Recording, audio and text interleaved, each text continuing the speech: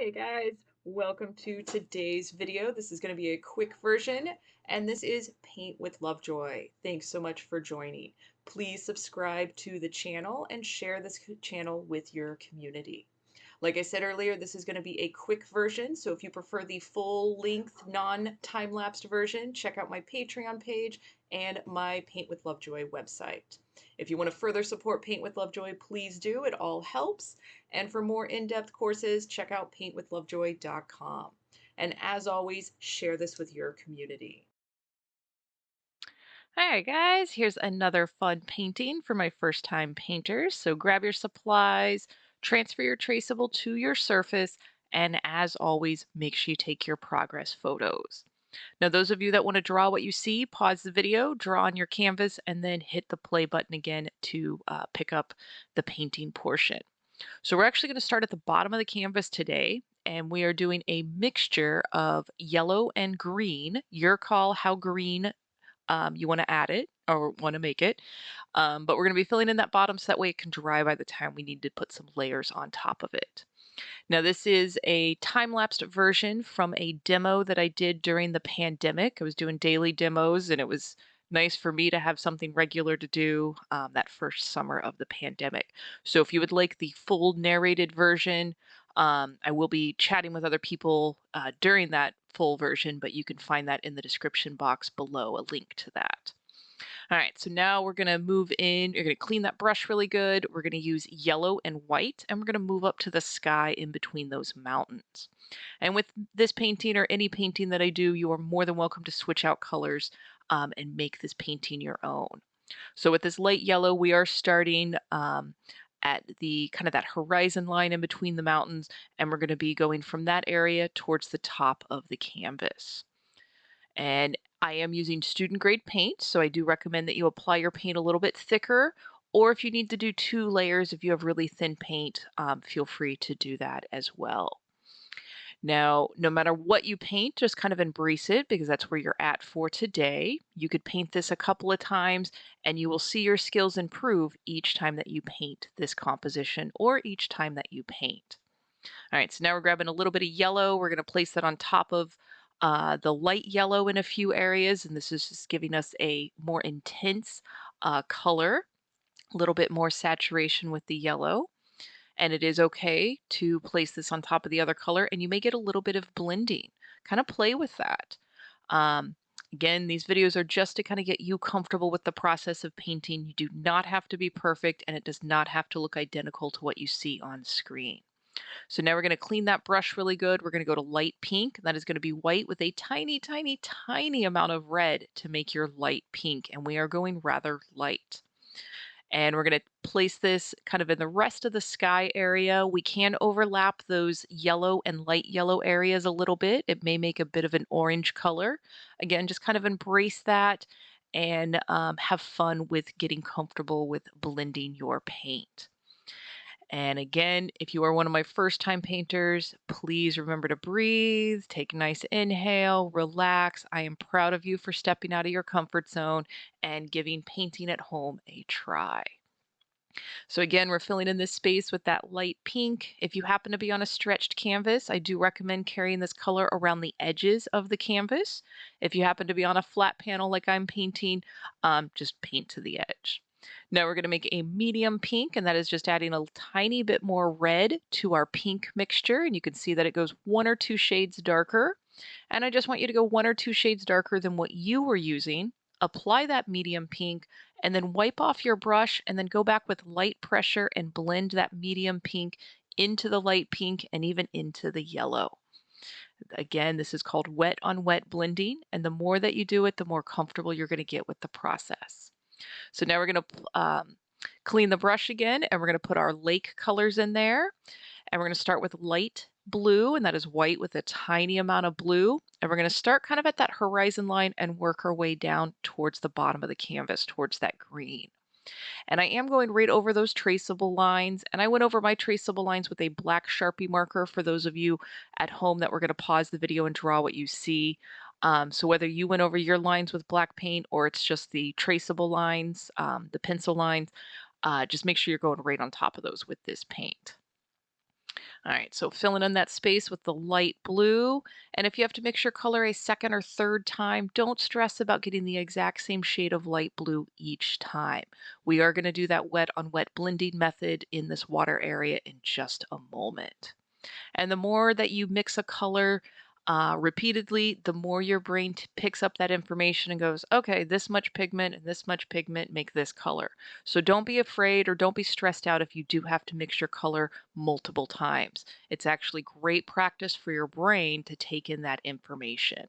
And again, variety in your painting, variation in your painting is a good thing. That's what makes it unique. All right, so now we're going to make a medium blue and same thing, just add a little bit more blue to your mixture and go 1 or 2 shades darker than what you were just using. So again, it may be lighter or darker than what I'm using on screen, but go a few shades darker than what you applied to your canvas. And then you're just going to observe where I place this color and then notice that I did wipe the brush off and then I go back and blend it in. So as you are painting today, you are strengthening your power of observation.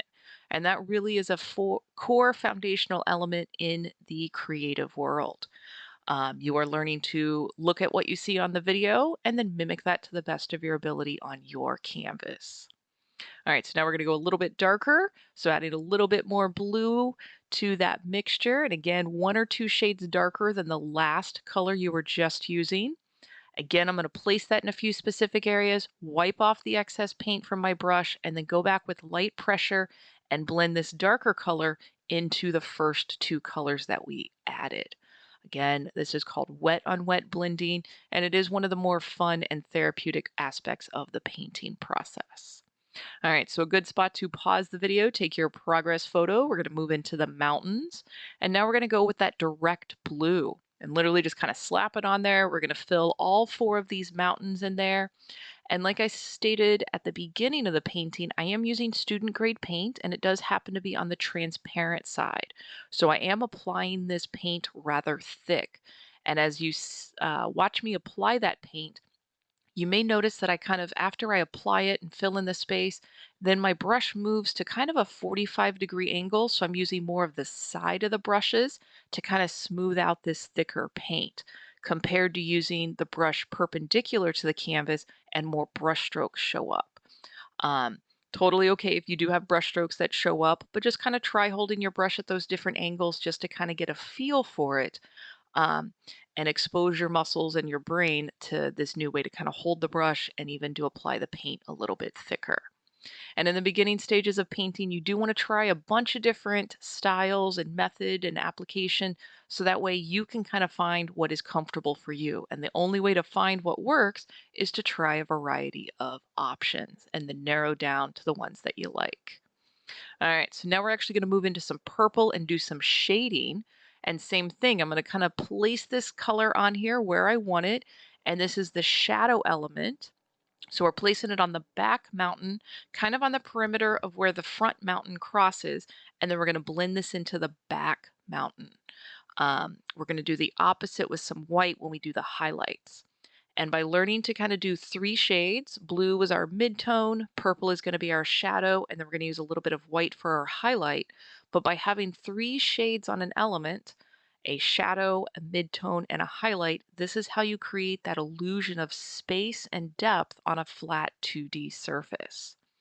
So again, you're learning core foundational art skills today that you can keep building on and growing your skills with each creative project. All right, so getting onto that last mountain again, just kind of pause the video, observe where you see me place this darker color, and then take a progress photo if you want. Then we're going to move into white. This is a bit more obvious, a higher contrast. Again, notice where I place the white. Then I'm going to wipe the brush off and with light pressure, kind of squish that into that blue. And you can actually see how quickly that transfers or translates into a kind of a medium and even light blue. And just by doing that first mountain there on the side, it's actually giving us a nice contrast and pulling that mountain forward, where with the purple on the second, the background mountain, it's kind of pushing it backwards. So again, you're just learning so much in today's painting. Now we're doing the same thing to the mountains on the left-hand side, putting that white on there, wiping that excess paint off, and then going back and with light pressure, blending that into the base color. You guys are doing a great job. Remember to breathe. If you are finding that your brush is kind of shaky, that just means you're holding your breath. So exhale as you touch the brush to the canvas. And now we're moving down to that small pointy brush. While we're using the white, we're going to go ahead and put a little sun in there. This can be a sunset or a sunrise, your call. And to make that circle, just place a dot and then keep making that dot bigger until you have the size of your sun that you want. Then an excellent place to pause the video and take your progress photo. Then we're going to move into our flowers in the foreground. And I was kind of mimicking a little bit of the hollyhocks, not full details, but the ones at the bottom, there are almost 4 circles overlapping each other. The ones at the bottom of the canvas are going to be bigger, and then as it moves towards the top of the canvas, then these blobs or these circles start getting smaller. And when I teach flower paintings to my first time painters, when we call them blobs, it makes them so much more approachable. So don't have in your head that you're painting hollyhocks or flowers, you're painting a blob. Anybody can paint a blob. And a blob is just a circle and a collection of paint. If you would prefer to do this in a different color, light pink, purple, whatever you might want, yellow, feel free to switch out colors or feel free to do multiple colors on here. And we're getting our base on there, and then we're going to put a shadow element, and then we're also going to put a highlight element, just like the mountains on there. And again, I am using that medium flat brush, but if you need to switch down to the small pointy brush, go right ahead and switch to what is comfortable. I'm just proud of you guys for taking time out of your day, escaping the world a little bit, and getting creative. It is more important the process of painting than the outcome, because you're going to keep learning with each painting that you do. All right, so now we're back to that small pointy brush. We're grabbing that white paint. We're just going to be putting hints of highlights on here. So again, just observe these lines that I make. You're going to use light pressure. So if you need to rest your forearm against the edge of the table, that will help. You can also put your pinky out onto a dry part of the canvas or on the table and use that as your steady pivot point. But just by adding these tiny little highlights, it just breaks up that red space, starts to give the indication that it's a flower. And then when we look at it from a distance, we go, oh, look at those flowers on top of that nice lake and that sunset. So like I said, it doesn't have to be exact details.